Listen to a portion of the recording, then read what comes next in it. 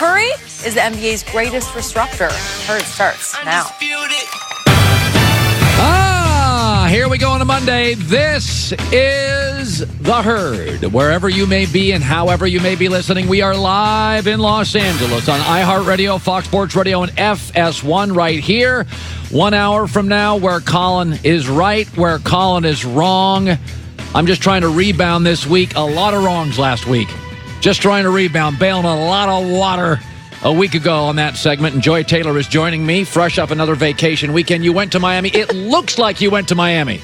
I got a little sun. It wasn't all vacation. Of course. I was hosting my brother's foundation event. Labor-intensive trip to Miami. Yes, it was both. It's great to see you. Great to see you. Thanks. Good Monday. Yes. And NBA is crazy. We've got a Peyton Manning story coming up. But let me start with this.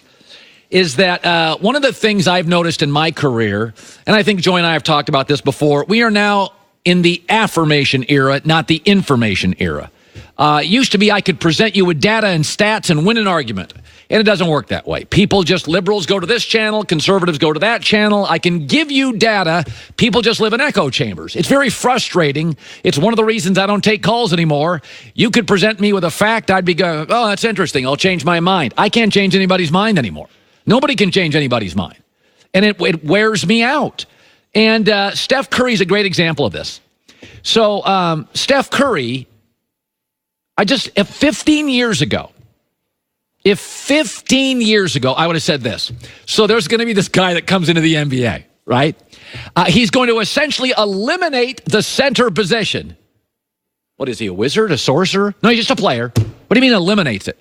There'll be no more back to the baskets centers. Well, how? Well, I'll get to that in a second. He will change the math and geometry of the sport. I don't even understand what that means. What do you mean? Like a basket won't mean as much? Precisely. I'll get to that in a second.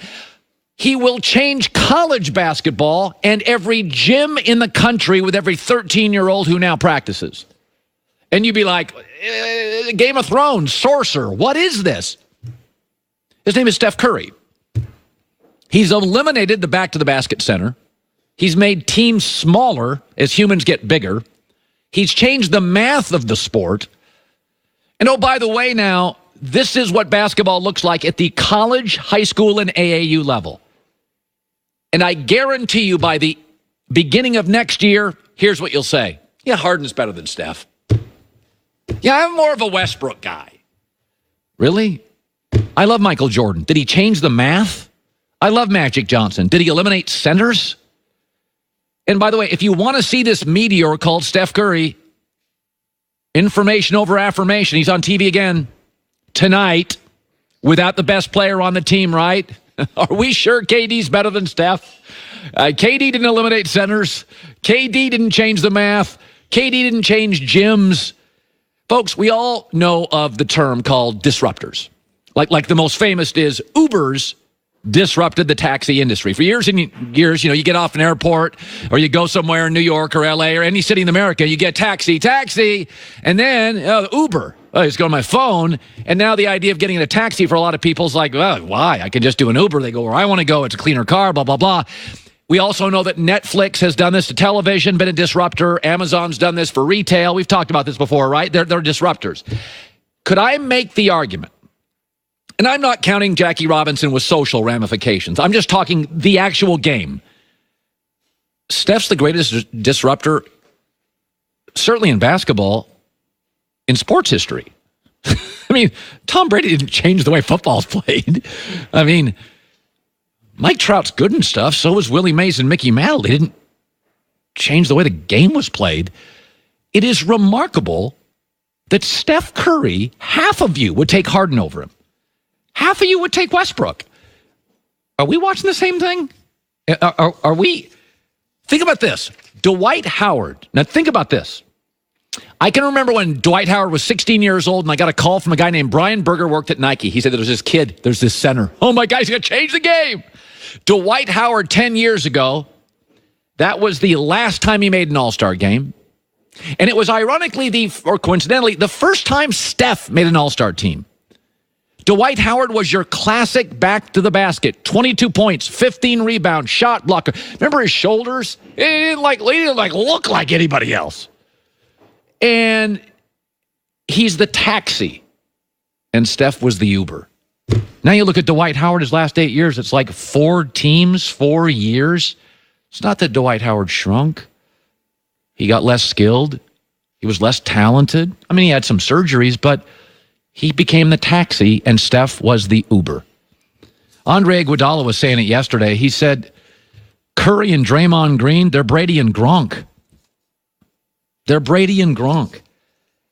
It's sometimes difficult to wrap your brain around things that you've never seen before. It's very possible the best presidential candidate's this little guy who's a mayor in South Bend, Indiana. What?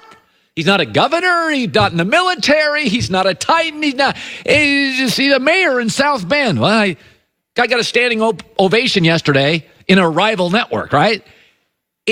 I know it doesn't make any sense, but this little kid from Davidson who looks like one of your brother's friends in the neighborhood, like he's kind of slight and he's kind of small. It's the most relevant, the most game-altering, revolutionary basketball player ever. I'm done hearing how everybody's better. Information over affirmation. He's on TV again tonight. Watch. And this is not a shot at Charles Barkley, who I think is really talented. But a week ago, Charles Barkley's a smart guy. Remember, and Charles Barkley's opinion a week ago, I think, was a mainstream opinion shared by almost everybody. The Warriors ain't got no chance of winning without Kevin Durant. This series? This series or any other series. He made them a dynasty. Let's don't sleep on that. People say, well, they won. They did. They was terrific. And they won 7-2. They lost that series. But that was like 5 years ago. People act like that was 2 years ago. They did not become a juggernaut until KD got there. Everybody who knows basketball, he's the guy who made them a dynasty. By the way, I think that's mostly what everybody thinks. Tonight, on display, again, the best ball handler, the best shooter, the most revolutionary player, a tremendous leader, virtually egoless.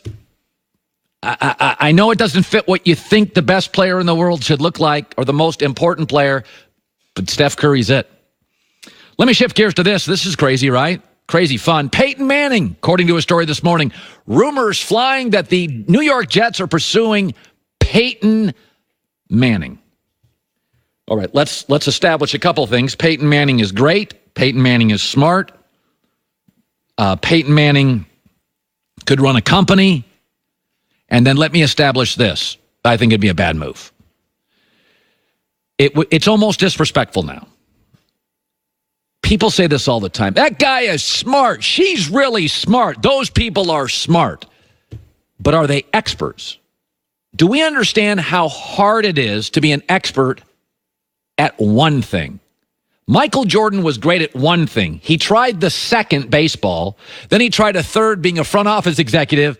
Look at Magic Johnson's career. Talk show, coach, president. If you can just be great at one thing, good luck being great at two. Because I almost don't think it's possible. And